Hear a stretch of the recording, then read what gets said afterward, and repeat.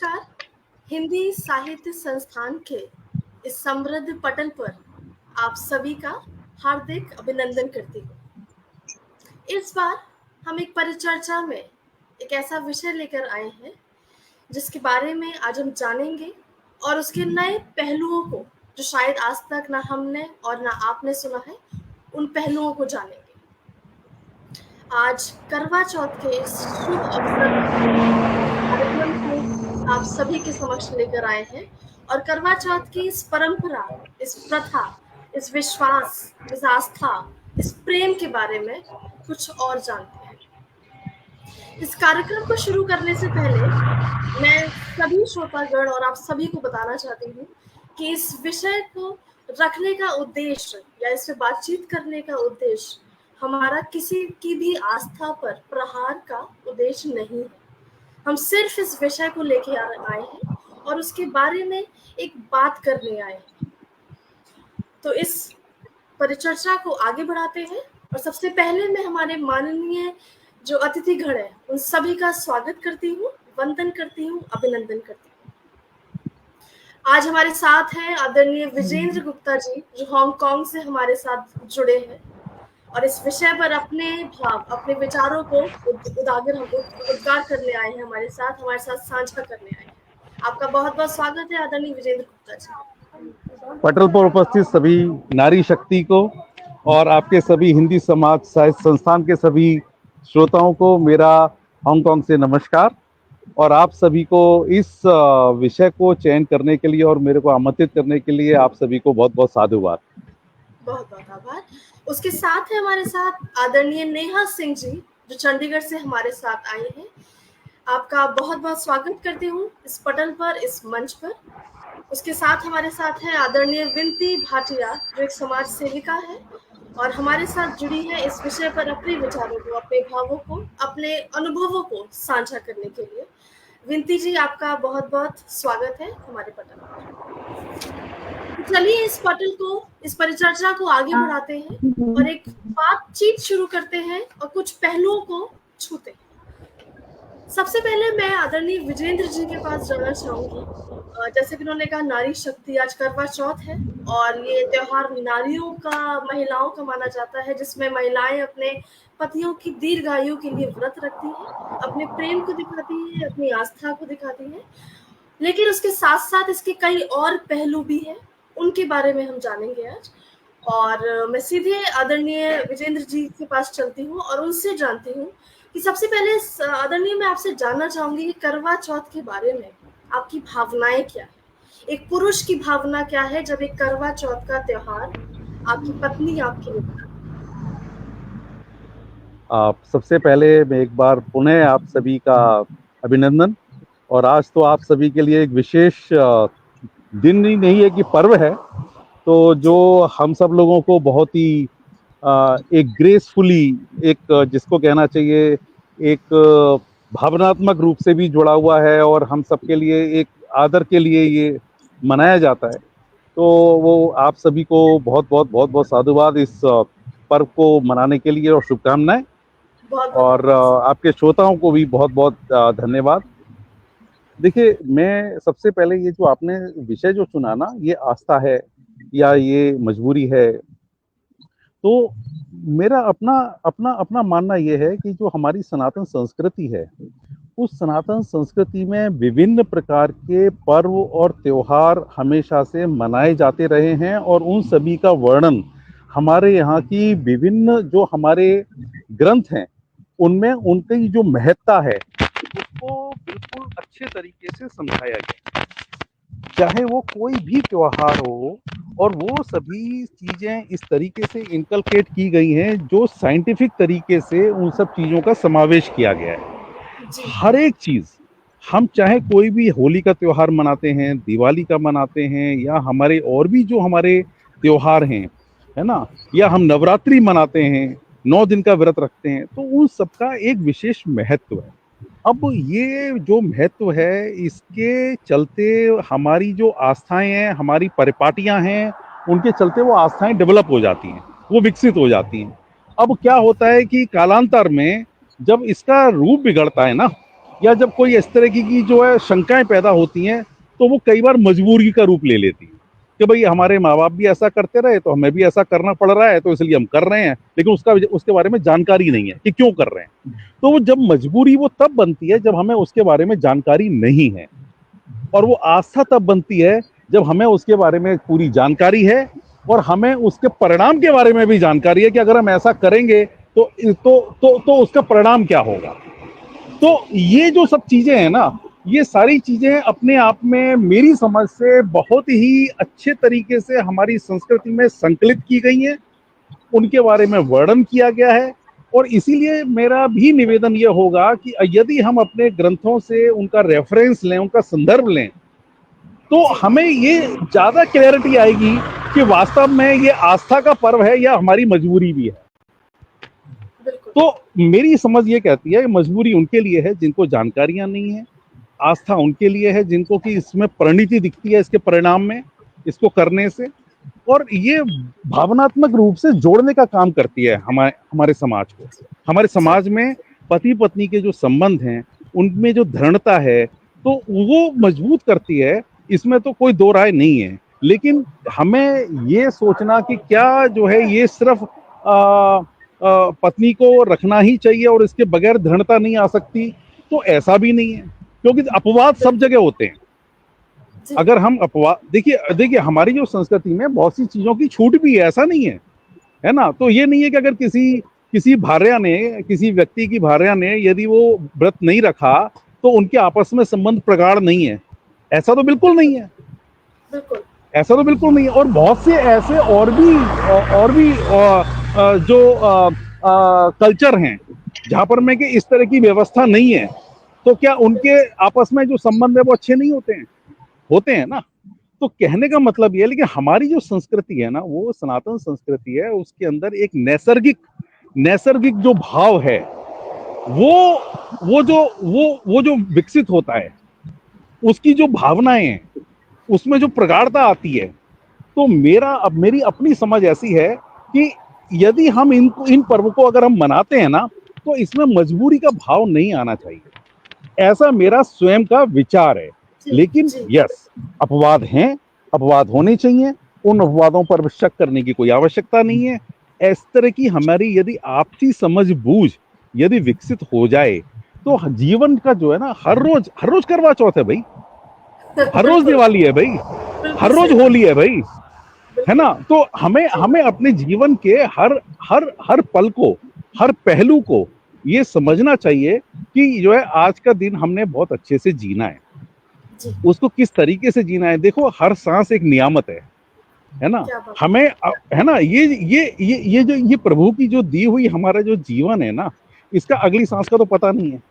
मैं अपने एक गुरुजी को, अवधूत आश्रम है कुरुक्षेत्र में, उनको फॉलो करता हूँ, तो उन्होंने एक बात कही, अगली सांस तो आ गई, आप अपनी मर्जी से अगर ले सकते हैं तो फिर तो बात ही क्या है, वो तो भगवान ने आपको दे दी है ना। तो हर पल आप जो है वो मरते हैं, क्योंकि आपने जब सांस छोड़ी ना और अगली सांस नहीं आई तो उस पल आप मर गए। तो हर पल अपने को जीना है, बहुत अच्छे से जीना है। और यदि हम अपने जीवन के उद्देश्य को समझ के, अपने पर्पस को, जो भी हमारा पर्पस है उसको समझ के यदि हम जीवन जिएंगे ना, तो वो मीनिंगफुल, वो अर्थपूर्ण हो जाता है। तो इस पर्व के अंदर यदि हम ये भाव ढूंढें कि भाई ये हमारी मजबूरी है, हम ऐसा क्यों कर रहे हैं, या ये हमारी आस्था ही है क्योंकि हम सब लोग करते आए हैं पास्ट में, तो हम भी करते रहे हैं, तो उसमें आपको वो आनंद नहीं आएगा। जबकि यदि हम इसका निहित भाव समझें इस पर्व का और इस पूरी प्रक्रिया का, तो उसमें हमारे स्वास्थ्य से संबंधित, हमारे उससे प्रगाढ़ संबंध जो होते हैं उससे संबंधित जो नक्षत्र होते हैं, जिन नक्षत्रों में ये वाला पर्व पड़ता है, उन नक्षत्रों का जो प्रभाव है उसका भी इसमें बहुत बड़ा महत्वपूर्ण इसमें अंशदान होता है। तो ये सब चीजें जो है ना, ये जानकारी ये जितनी ज्यादा हमारी होगी उतना ही हम इसको हर्षोल्लास के साथ हम इसको मनाएंगे। इसको इस तरीके से ना लिया जाए कि भाई हमने कुछ भी नहीं खाया, हम लोग भूखे रहे, हम लोग निर्जला रहे, है ना, शरीर को हमने कष्ट दिया।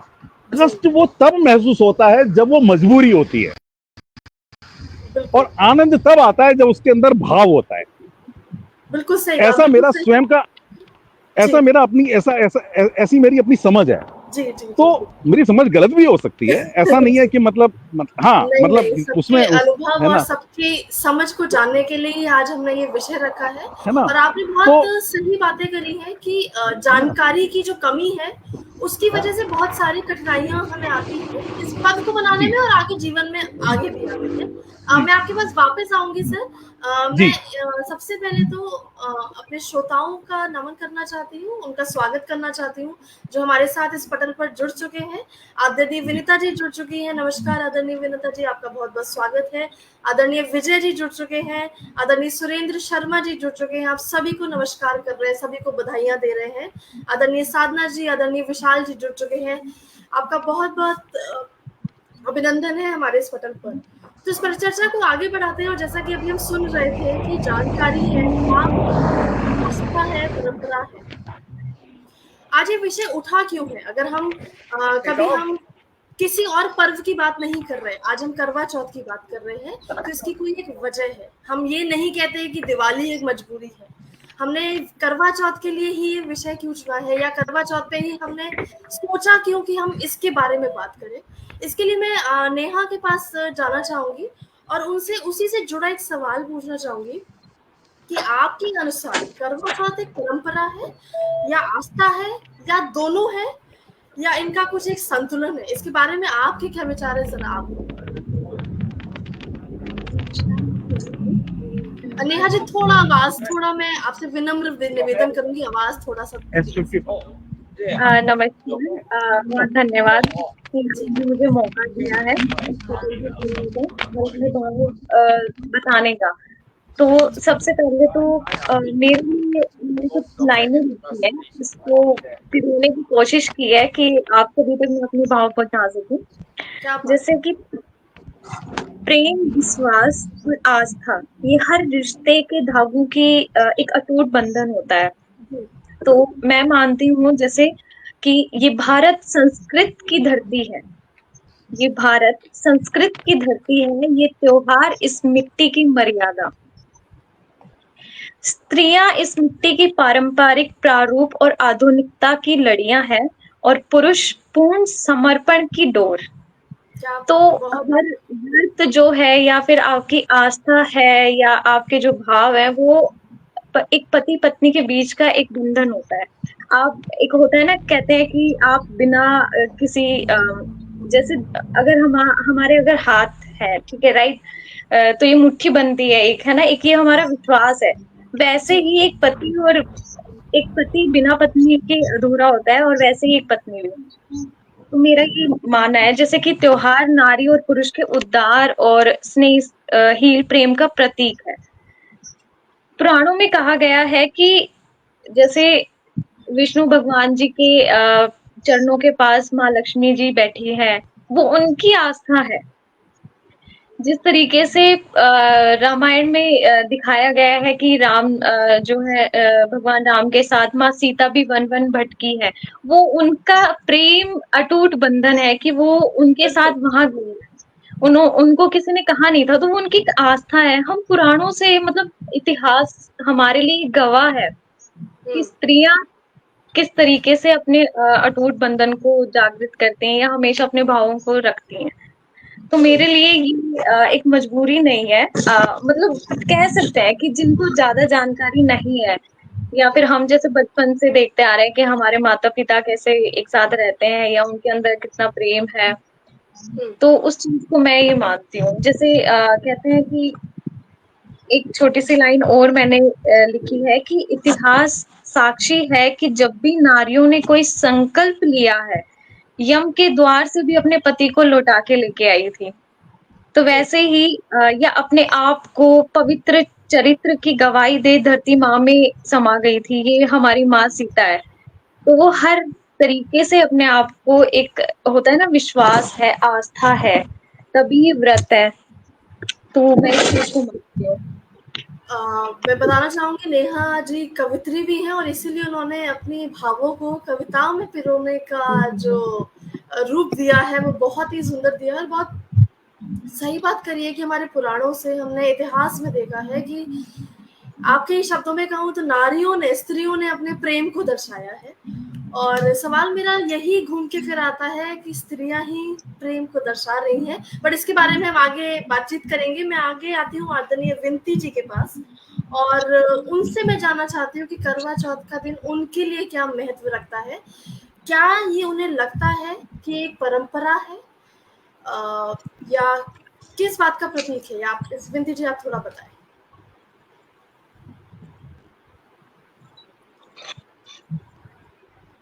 विनती जी, आवाज आ रही है मेरी आपको? हाँ, आई थिंक मेरी तरफ से कुछ नेटवर्क इशू है तो स्लो था थोड़ा सा। अभी ठीक है। हाँ, अच्छा, मैं दोबारा अपना प्रश्न बोलती हूँ कि मैं चाहती हूँ कि आप अपने आपके जीवन में करवा चौथ का क्या महत्व है, ये आप हम सभी को बताएं। पहले तो नमस्कार आप सभी को मेरा, और नमस्कार नेहा को, जिन्होंने मुझे आज इस मंच पे आमंत्रित किया और अपने विचार व्यक्त करने के लिए करवा चौथ के इस पावन अवसर पर। मेरा, अगर मैं अपने शब्दों में बात कहूँ तो भारत एक ऐसा देश है, अनेकता में एकता का देश है, जहाँ पे हर त्योहार, हर व्रत, हर पूजा पाठ बड़े पूरी निष्ठा, प्रेम और आस्था से मनाया जाता है। तो सेम ऐसा ही हमारा आज का जो ये आज का करवा चौथ है, वो भी एक त्योहार है जिसे पूरी निष्ठा और पूरे आस्था और ये एक ऐसा आत्मिक व्रत है जिसे हर कोई मुझे लगता है जैसे हर कोई नारी, हर कोई महिला बहुत प्रेम और निष्ठा से करती है। तो जब मैं आस्था की बात करूं तो आस्था एक ऐसी चीज है, जो आस्था अगर आपके अंदर है तो एक नारी, एक महिला सुबह से भूखी प्यासी रह के वो पूरा दिन काट सकती है, तो वो एक आस्था ही होती है। जब आप एक बिना जल का एक घूंट भी पिए आप उसको पूरा दिन को निभाते हो, उस व्रत को पूरा, तो वो आपके अंदर आस्था ही है। आस्था ही वो चीज होती है जिसके जो आपके, अगर आप देखेंगे हमारे भारत में पूरे हर त्योहार, हर जो भी पूजा पाठ है या जो भी फेस्टिवल्स हैं, पूरे आस्था से बनाते हैं। अगर वो आस्था आपकी चीजों में झलकती है, अगर आप देखेंगे तो उनका एंड रिजल्ट्स जो होते हैं, अगर आप कोई भी चीज अपनी पूरी आस्था से, पूरी निष्ठा, पूरे प्रेम भाव से कर रहे हैं, तो उसके एंड रिजल्ट्स भी आप देखेंगे आपको वैसे ही मिलते हैं। अगर वो आस्था आपकी मजबूरी बन गई तो आप खुद ही महसूस करेंगे आपको उसके एंड रिजल्ट्स वैसे नहीं मिल पाते। तो मैं ऐसा नहीं बोलूंगी कि जैसे हमारे भारत में, उत्तर भारत में इस त्योहार का बहुत ज्यादा महत्व है, दक्षिण में नहीं है, पूरब में इतना नहीं है। तो मैं ऐसा तो नहीं बोलूंगी कि वहां के पतियों की दीर्घायु नहीं होती, ऐसा तो कुछ भी नहीं है। बट ये हमारा एक आस्था है, एक परंपरा है जो चली आ रही है, और मैं ये मानती हूँ कि कोई भी परंपरा आस्था के बिना नहीं रह सकती। अगर आपके अंदर आस्था है तो ही आपकी परंपरा चल सकती है, आपके रीति रिवाज तभी चल सकते हैं। अगर जहां आपकी आस्था नहीं, वहां परंपरा खत्म हो जाती है आपकी। तो भारत में बहुत राज्यों में ये त्योहार नहीं मनाया जाता, बट वहां पे स्त्रियों, उनके पतियों की लंबी आयु होती है, दीर्घायु, ऐसा मैं नहीं बोलूंगी दीर्घायु नहीं है। हाँ, पर सब जगह का अपना अपना एक इम्पोर्टेंस है। वहां पे कुछ और त्योहार, कुछ और फेस्टिवल्स या कुछ और व्रत अपने हर्षोल्लास से मनाए जाते होंगे, अपनी उस आस्था से मनाए जाते होंगे। उत्तर भारत में ये त्योहार बहुत अच्छे से मनाया जाता है, बहुत आस्था से मनाया जाता है। मैं अगर बात करूं अपनी दादी, नानी, मम्मी की, तो मैंने एक चीज देखी आज के दौर में और उनके दौर में, जो चेंज आया है, जो परिवर्तन जिसको मैं बोलूंगी, जो हमारी दादी, नानी या हमारी मम्मी जो रखती हैं व्रत करवा चौथ का, मैंने उनके अंदर एक जो आस्था देखी, जो प्रेम देखी, जो निष्ठा देखी, मतलब विदाउट एनी एक्सपेक्टेशन वो ये व्रत त्योहार, सारे व्रत त्योहार करती, मैं ये करवा चौथ का ही नहीं बोलूंगी, बहुत प्रेम भाव निष्ठा से। पर कुछ सालों में, इस 8-10 सालों में मैंने जो डिफरेंस देखा आज का जो सिस्टम में, वो जो आस्था है वो कहीं ना कहीं एक फैशन के रूप में कन्वर्ट हो रही है, चेंज हो रही है। क्योंकि आजकल आस्था बहुत लोगों में ये चीज कम होती जा रही है, जैसे जैसे आपकी एरा बढ़ता जा रहा है 21st सेंचुरी का, जैसे जैसे आप मॉडर्नाइज होते जा रहे हैं। क्योंकि आजकल अगर एक वुमेन, आजकल की वुमेन्स अगर एक मेहंदी लगा के भी आएंगी तो उसकी रील को अपडेट करते हैं वो लोग, या मेकअप कराएंगे आज के दिन तो वो रील अपडेट होगी, या आपका जो अटायर आपने वियर करा होगा उसका भी अपडेशन होगा। तो मुझे लगता है कि वो आस्था कहीं ना कहीं फैशन का रूप ले रही है आज के इस दौर में। तो ऐसा तो ये आस्था आज के दौर में थोड़ी कहीं ना कहीं कम मुझे लग रही है, कम होती जा रही है। बट यही बोलूंगी कि परंपरा ही, आस्था ही ऐसा है जो परंपराओं को आगे चलाता है, हमारे रीति रिवाजों को आगे चलाता है। और सब चीजों का, जैसे सर ने बोला, विजेंद्र सर ने, कि सब जी। चीजों के पीछे हमारे भारतीय संस्कृति में अगर कुछ पौराणिक कथाएं हैं तो उनके साथ साथ उनके साइंटिफिक रीजंस भी हैं। हर चीज का एक साइंटिफिक रीजन है। जैसा कि हम मानते हैं चांद सोम का देवता होता है। सोम मतलब अमृत का। तो वो आप चांद जो है वो आपको अमृत देता है, 24/7 वो आपको अमृत देगा। तो अगर आपके अंदर वो तपस्या है, वो चीज है अमृत लेने के लिए, तो आप उसे कभी भी ग्रहण कर सकते हैं उस अमृत को। तो जब हम अर्घ देते हैं तो चांद वो हमको अमृत प्रदान करता है। शरद पूर्णिमा वाले दिन चांद के अंदर से जो रेज आती हैं वो बहुत प्योर वाली रेज आती है जिसे हम कहते हैं। तो हर दिन एक अपना हर्ष उल्लास और त्योहार का है। ये तो हमने पर्व बनाए हैं जिनको हम सेलिब्रेट करते हैं। नहीं, अगर आपको अपनी कुछ भी भावनाएं अपनी प्रकट करनी है अपने हस्बैंड से, अपने पति से, तो कोई भी दिन आप ले सकते हैं। ऐसा नहीं कि करवा चौथ का ही है। पर सबसे बड़े अंडरस्टैंडिंग, सबसे बड़ा आपका होता है कि आपकी अंडरस्टैंडिंग, आपके बीच में म्यूचुअल अंडरस्टैंडिंग क्या है, आप अपनी घर गृहस्थी को किस तरीके बता रहे हैं, क्या है, वो सबको मैं ज्यादा इम्पोर्टेंस देती हूँ। हाँ, हर एक त्योहार एक ऐसा है जिसके द्वारा ही हम एकत्रित होते हैं, एक दूसरे से जुड़ते हैं, एक दूसरे के रिचुअल्स को, रीति रिवाज बनाते हैं। और ये हमारी भारतीय संस्कृति का सबसे अच्छा चीज है, जिसको अच्छी लगती है जो मुझे। जी, बहुत सारी बातें और बहुत सारी आपने साइंटिफिक जानकारियां भी दी हैं कि हम क्यों रखते हैं, और अगर हमें जानकारी मिल जाती है तो कुछ काम करने की हमारी भावना पूरी बदली जा सकती है। ये बहुत अच्छी बात करी है आपने। और इसी चर्चा को हम आगे बढ़ाते, जो आपने कहा है उसको ही मैं आगे बढ़ाते हुए आदरणीय विजेंद्र जी के पास जाना चाहूंगी एक बार फिर से, और उनसे पूछना चाहूंगी कि इस करवा चौथ का जो पर्व है उसमें समाज का क्या दायित्व है, समाज का कितना दबाव या समाज का क्या रोल आप मानते हैं? एक महिला जब करवा चौथ का व्रत मना रही है और वो एक महिला जो करवा चौथ का व्रत नहीं बना रही है। विजेंद्र सर, आपको मेरी आवाज आ रही है? आप म्यूट है। अब आवाज आ रही है ना? जी जी, जी, परफेक्ट। देखिए प्रश्न बहुत अच्छा है। इसमें जो आपने बात पूछी कि समाज का इसमें क्या रोल है और समाज का क्या इसमें दबाव है। जी, देखिए, ये जो हमारी सनातन संस्कृति है ना, इसके अंदर जितने हमारे ग्रंथ हैं वो सारे हमारे गाइडिंग फैक्टर हैं जो हमारे समाज को पूरी तरह से विकसित करने में सहयोग करते हैं। और इसमें जो हमें जिस प्रकार की संस्कृति, जिसे कल्चर बोलते हैं, संस्कृति का जो हम अनुपालन करते हैं, उस अनुपालना से ही हमारे समाज के अंदर उस तरह की प्रवृत्ति पैदा होती है जिससे कि हम सभी के अंदर आपस में सामंजस्य पैदा होता है। देखिए, हमारे यहाँ के जो संबंध हैं, हमारे यहाँ के संबंध कैसे हैं? हमारे यहाँ के संबंध देवर भाभी के संबंध हैं, पति पत्नी के संबंध हैं, माँ और बच्चे के संबंध हैं, है ना? इस तरह के बहुत से, एक ही नारी, एक ही स्त्री, उसके आप कितने रूप देखते हैं। वही पत्नी है, वही बुआ है, वही चाची है, वही ताई है ना, वही दादी बनती है ना। तो ये जो बहुत तरह के जो रोल दिए है ना भगवान ने, है ना, इस नारी शक्ति के लिए, तो आप ये देखिए कितने तरह के रोल वो जो है वो परफॉर्म करती हैं एट ए टाइम। क्योंकि वही किसी की ताई लगती हैं, वही किसी की बुआ लगती हैं, वही किसी की मामी लगती हैं, वही किसी की मम्मी लगती हैं। आप देखिए ना, तो ये जो संबंध है ना समाज के अंदर, जैसे आपने बोला कि भाई समाज का प्रेशर होता है, समाज का प्रेशर, देखिए ये समाज का जो प्रेशर है ना, यही प्रेशर ही हमको आपस में संबंधों को बनाए रखने के लिए विवश करता है। हम बोलते हैं ना आपस में कई बार ये वाली बात, अरे वो क्या बोलेंगे, अरे अगर ऐसा हो गया तो वो क्या बोलेंगे, ठीक है ना? नहीं तो होगा क्या? हर व्यक्ति अपने हिसाब से कुछ भी करेगा ना, जो उसके मन में आएगा करेगा। ये समाज का प्रेशर ही है जो अपने को पॉजिटिव रूप में लेना चाहिए कि रे भैया, समाज में लोग ऐसे कहेंगे, ऐसे मत करो, ऐसा करना चाहिए तो ही हम ठीक रहेंगे, है ना। तो हमें तो कहने की बात वही है कि हम उस वाले प्रेशर को किस तरीके से लेते हैं। हम उसे पॉजिटिव भी ले सकते हैं, हम उसे नेगेटिव भी ले सकते हैं, है ना। ये हमारे स्वयं के अपने ऊपर है।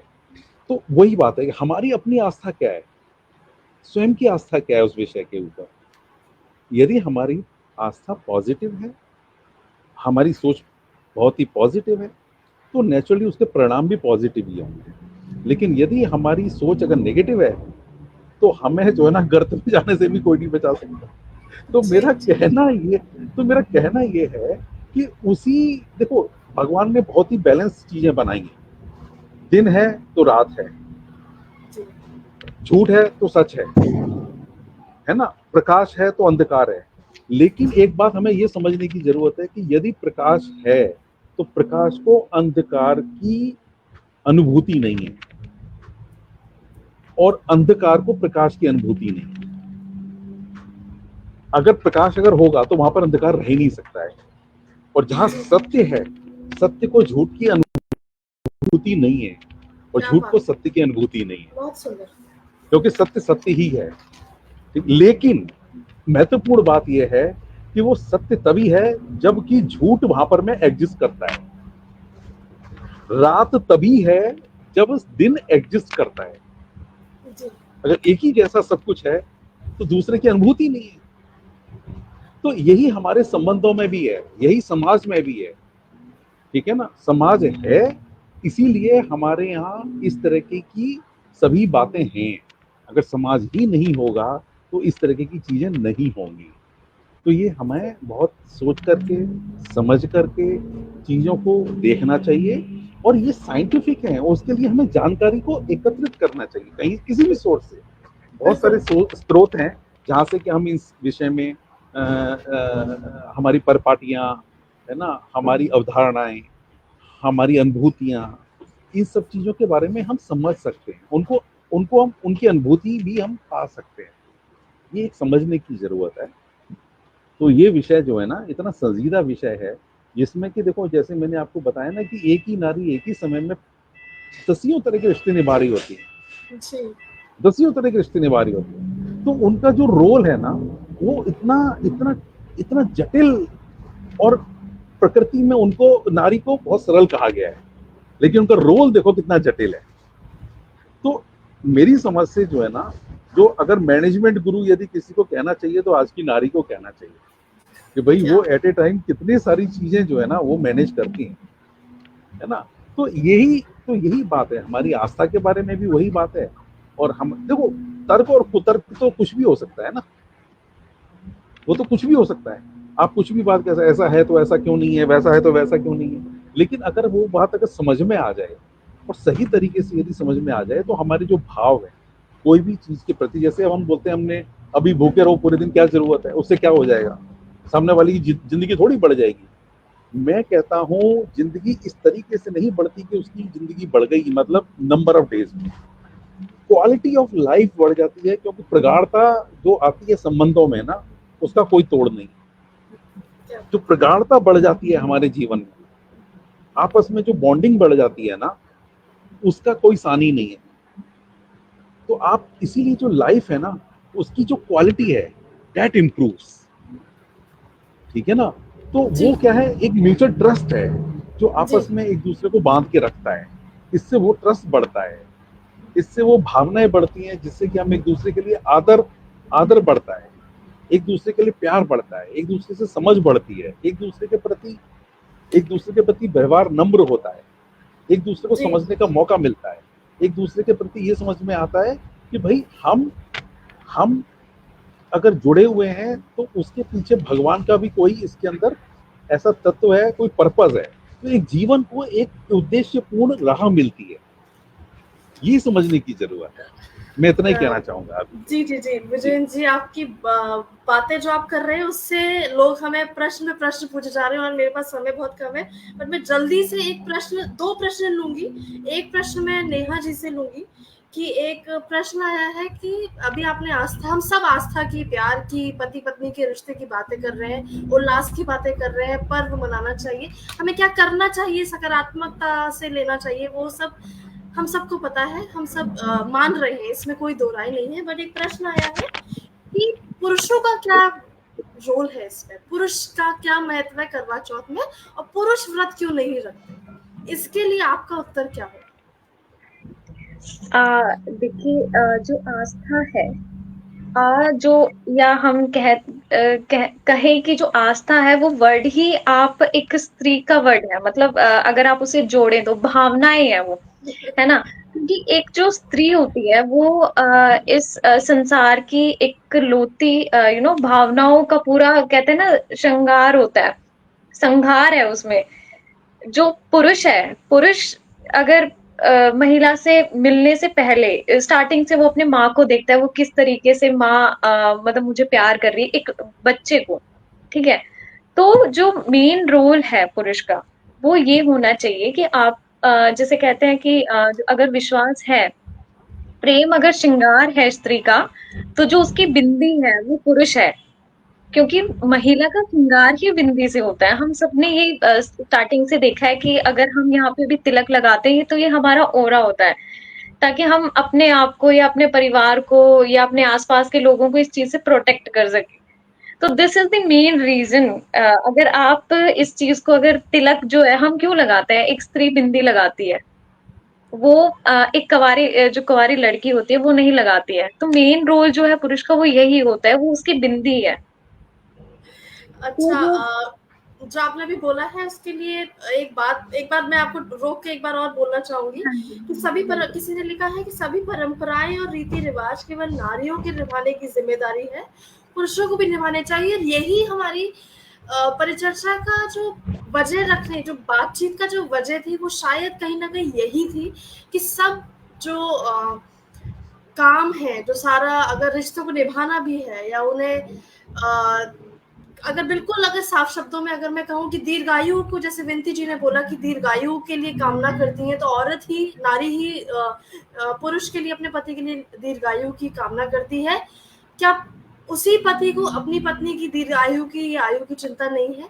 वो बहुत सारी सवाल हैं जिनके सवाल शायद जो उत्तर है वो शायद सीधे सीधे हमें ना मिल पाए, बट आज हम कुछ पहलुओं को जरूर सुनने की कोशिश करेंगे। आप बोल रहे थे, नेहा जी बोलिए। हाँ जी, तो जैसे अभी एक प्रश्न आया, आप बोल रहे हैं कि एक पति को भी अपनी पत्नी के लिए दीर्घायु होने का व्रत रखना चाहिए। ऑफ कोर्स रखना चाहिए। जिस तरीके से जैसे महिला को एक अटूट विश्वास है ना, तो वैसे ही पुरुष को भी होना चाहिए। आज के टाइम में आज के जो थॉट्स हैं, आपका विजन है, वो बदल चुका है। तो ऐसा कुछ नहीं कहा गया है कि आप सिर्फ एक पत्नी ही फास्ट रखेगी, पति भी रख सकता है। वो एक आपका विश्वास है, जैसे विजेंद्र सर ने कहा कि वो आपकी भावनाएं या सांस्कृतिक हमारे पुराणों में लिखा हो। तो ये बहुत जरूरी है इस चीज को समझने के लिए।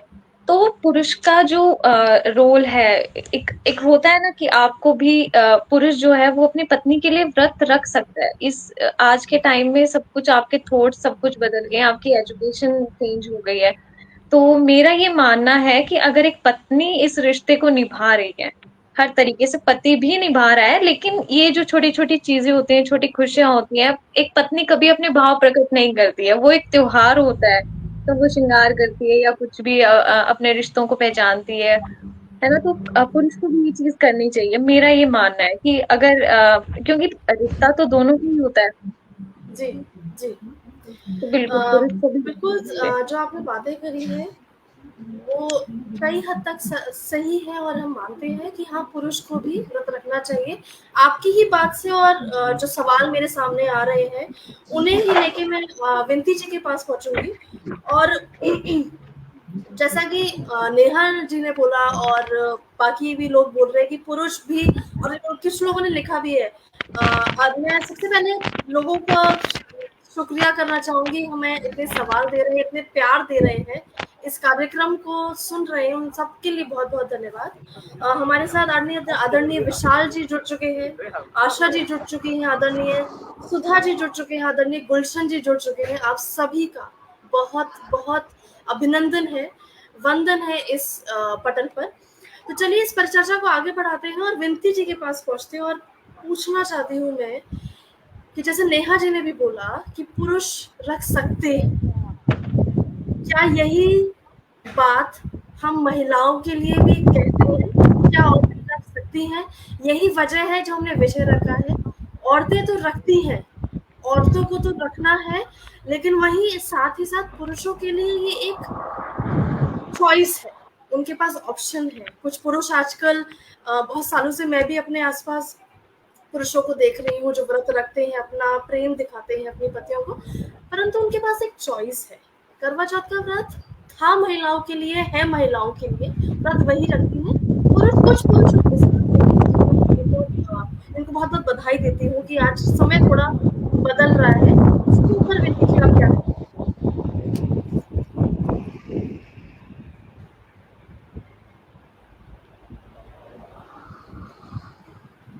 विनती आपको मेरा प्रश्न Am I audible? हाँ हाँ, ऑडिबल। हाँ, तो आया, थोड़ा सा मेरा नेटवर्क इशू है, चल रहा है आज, इसलिए। कोई बात बताइए कि Am I audible? हाँ जी आप ऑडिबल हैं, बताइए। आप सवाल सुन चुकी है मेरा?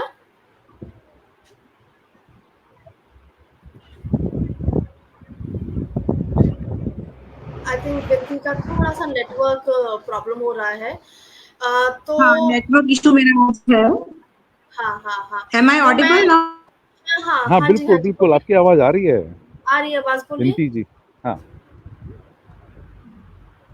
हाँ जी, अगर मैं बात करूं पुराने समय की, तो आप सभी ने जानते हैं, सभी ने देखा होगा कि उस जमाने में पुरुष तपस्या करता था, कभी महिला को तपस्या करते नहीं सुना होगा आपने। तो पुरुष तपस्या करता था और तपस्या वो कुछ सिद्धि, कुछ रिद्धि पाने के लिए करते थे।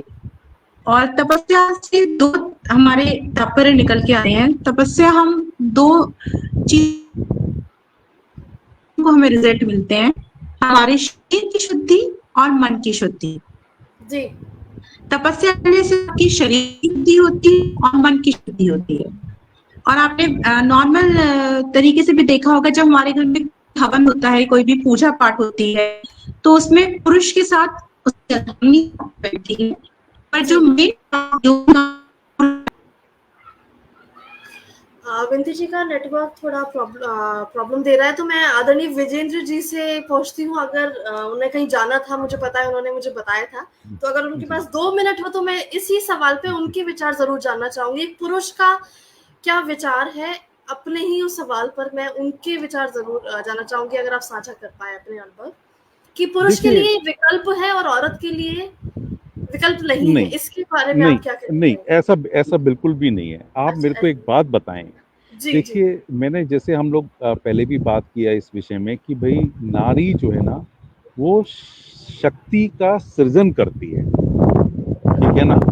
अगर आप मेरे को बताएं कि जो आज की तारीख में यदि किसी भी व्यक्ति को का जन्म अगर होता है, तो उसके लिए जो भगवान ने प्रावधान दिया है, क्या वो जो इतना पीड़ादायी जो समय होता है 9 महीने का, क्या वो किसी पुरुष के लिए नियत है? नहीं, वो स्त्री के लिए नियत है। तो हमारी जो है ना, कुछ विशेष जो क्षमताएं हैं, वो विशेष क्षमताओं को जो है ना, वो ईश्वर ने ही निहित किया हुआ है कि कुछ कार्य जो है ना, किसके लिए निहित हैं, किस में निहित हैं, किसके द्वारा किए जाएंगे, कब किए जाएंगे। तो ये एक व्यवस्था जो है ना, ये नैसर्गिक रूप से हमारी सनातन संस्कृति में बनी हुई है। तो इसमें ऐसा नहीं है कि अगर स्त्री ने कोई कार्य किया तो वो पुरुष के लिए भी करना है, पुरुष ने वो कार्य किया तो स्त्री ने भी करना है। पुराने जमाने में क्या होता था?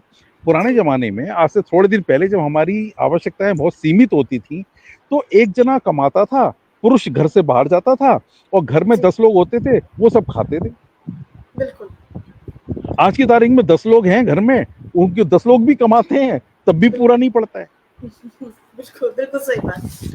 ठीक है ना। तो कहने का मतलब ये है कि उस समय में घर के लोग घर में काम करते थे, बाहर जाने वाले लोग बाहर का काम करते थे, और उस समय ऐसा कोई नहीं बोलता था। आज के समय भी ऐसी बहुत जगह है, अगर आप घर में रिश्तेदार लेकर जाएं तो वो बोलते हैं जी हमें तो बहू घर वाली चाहिए, हमें एक बहू जो है ना हमें ऐसी नहीं चाहिए जो बाहर ऑफिस में जाती हो।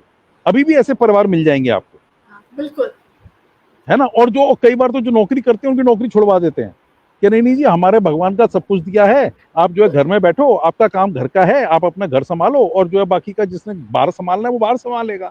तो ये है क्या, ये नैसर्गिक रूप से जो हमारे कार्य बटे हुए हैं, जो नैसर्गिक रूप से जो मतलब एक एक भगवान ने एक जिम्मेवारी दी हुई है कि भाई आपको ऐसा करना है ना।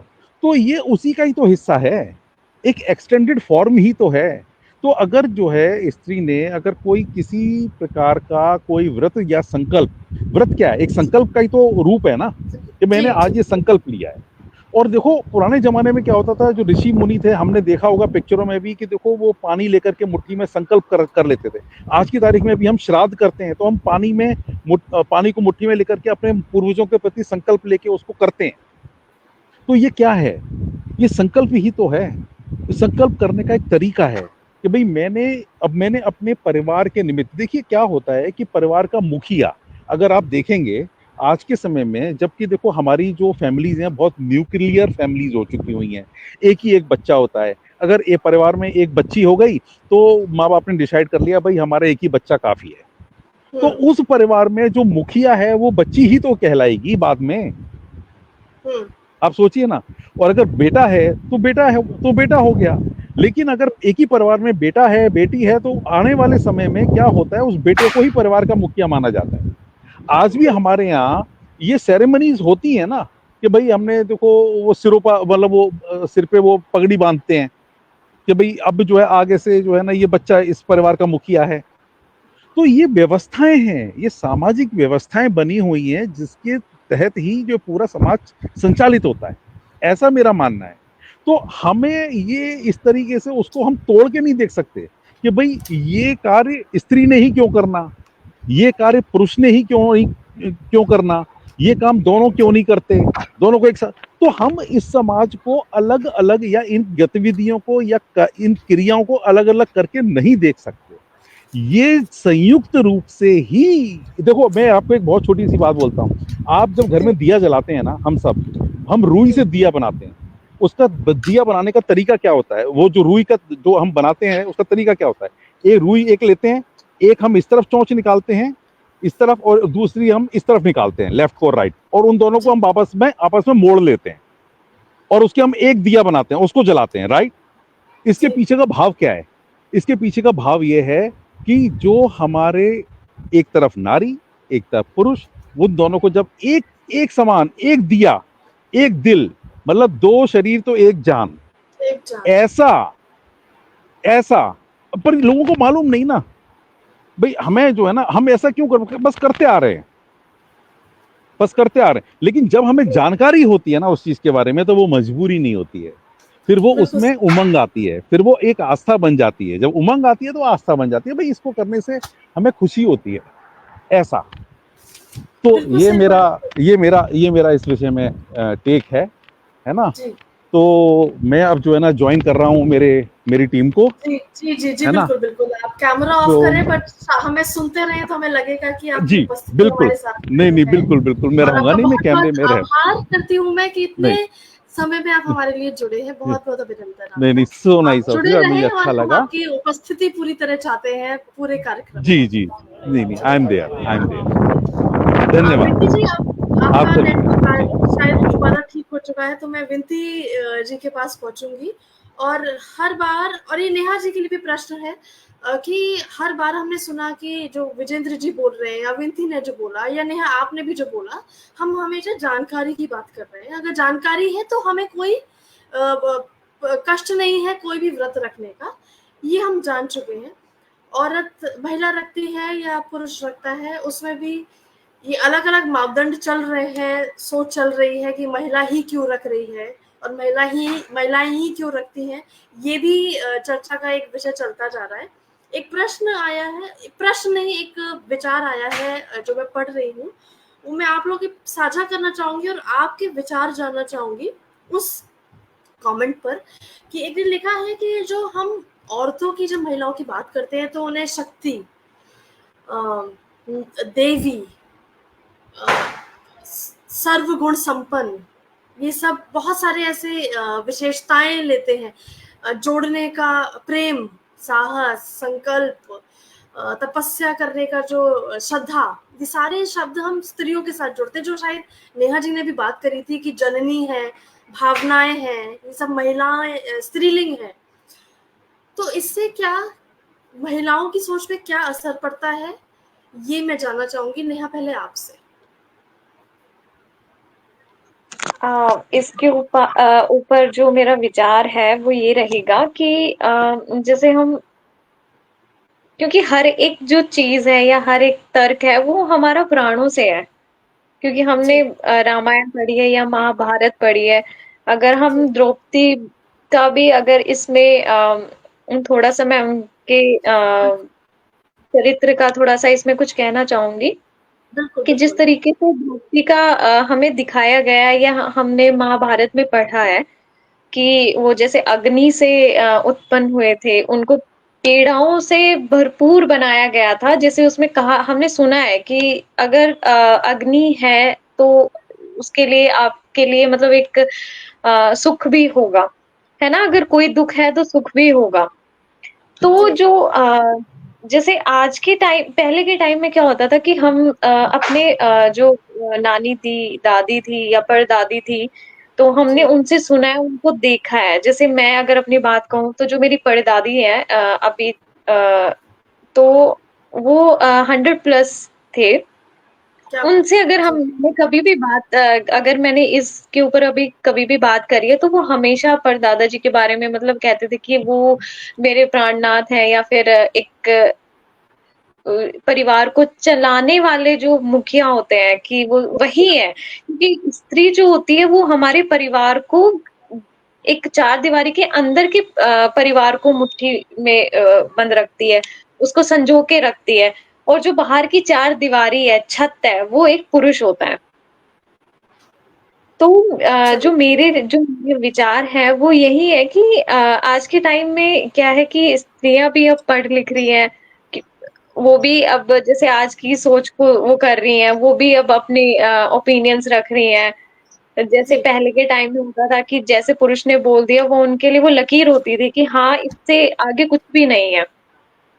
बिल्कुल। एक पर्दे के पीछे रहना। आज के टाइम में स्त्रियां भी अब पढ़ लिख के आगे आ रही हैं, तो वो भी अपने विचार रख पा रही हैं और पुरुष भी जी अपने विचार रख पा रहे हैं। तो वो, हम पहली वाली चीजों को भी मैं गलत नहीं कहूंगी। और आज के टाइम में जो न्यू टेक्नोलॉजी या एजुकेशन आई है, स्त्रियां पढ़ लिख के अपने भी ओपिनियन रख रही हैं या आज कुछ इतना कर रही हैं, वो भी सही है। तो हर तरीके से हर चीज सही है। टाइम के साथ साथ हर चीज बदलनी चाहिए। जी। हर चीज सही है और टाइम के साथ हर चीज बदलनी चाहिए। इसी नोट पे हमारे कार्यक्रम का समय अब हो चुका है और बहुत से लोग हमारे साथ जुड़ रहे हैं। आदरणीय प्रतीक जी जुड़ चुके हैं, आपका बहुत बहुत अभिनंदन करती हूँ। आदरणीय अर्चना जी जुड़ चुकी हैं, आदरणीय शिल्पी जी जुड़ चुकी है हमारे साथ। और उन्होंने विनती जी के लिए लिखा है कि आपने बहुत ही सही बात कही है और जो जानकारी जो विनती जी दे रही हैं, जो विजेंद्र गुप्ता सर ने जो दी है, जो नेहा जी ने दी है, वो बहुत बहुत जरूरी है। क्योंकि अगर हमारे पास जानकारी होगी तभी शायद बदलाव की उम्मीद हम कर सकते हैं। तो इस पर आदरणीय मधु जी हमारे साथ जुड़ चुकी हैं, बहुत बहुत अभिनंदन करती हूँ मैं सभी का। आदरणीय पुष्पलता जी जुड़ चुकी हैं। तो इस परिचर्चा को समापन की तरफ ले जाते हैं। इस ये पर्व है और आप सबका परिवार भी आप सबका आपका इंतजार कर रहा होगा। तो अंतिम एक बात जाते जाते मैं एक बात आप सभी से पूछना चाहूंगी, विनती जी से, नेहा जी से, अगर गुप्ता विजेंद्र सर जी अगर बोल पाए कि एक लाइन में या थोड़े से शब्दों में बताइए कि करवा चौथ का जो महत्व है, अगर वो बदल रहा है तो क्या वो दोनों के लिए ही बदल रहा है, एक पुरुष के लिए और महिला के लिए? और क्या आप देखती हैं भविष्य में ये बदलाव होगा, हमारे समाज में कुछ बदलाव आएगा इस बारे में या नहीं?